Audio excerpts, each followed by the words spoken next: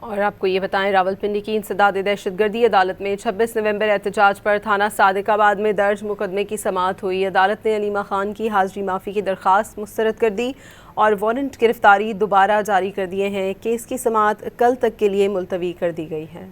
اور آپ کو یہ بتائیں، راولپنڈی کی انسداد دہشت گردی عدالت میں 26 نومبر احتجاج پر تھانہ صادق آباد میں درج مقدمے کی سماعت ہوئی۔ عدالت نے علیمہ خان کی حاضری معافی کی درخواست مسترد کر دی اور وارنٹ گرفتاری دوبارہ جاری کر دیے ہیں۔ کیس کی سماعت کل تک کے لیے ملتوی کر دی گئی ہے۔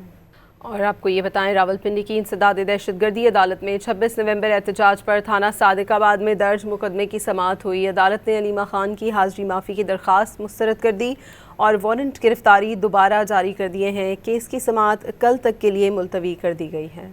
اور آپ کو یہ بتائیں، راولپنڈی کی انسداد دہشت گردی عدالت میں 26 نومبر احتجاج پر تھانہ صادق آباد میں درج مقدمے کی سماعت ہوئی۔ عدالت نے علیمہ خان کی حاضری معافی کی درخواست مسترد کر دی اور وارنٹ گرفتاری دوبارہ جاری کر دیے ہیں۔ کیس کی سماعت کل تک کے لیے ملتوی کر دی گئی ہے۔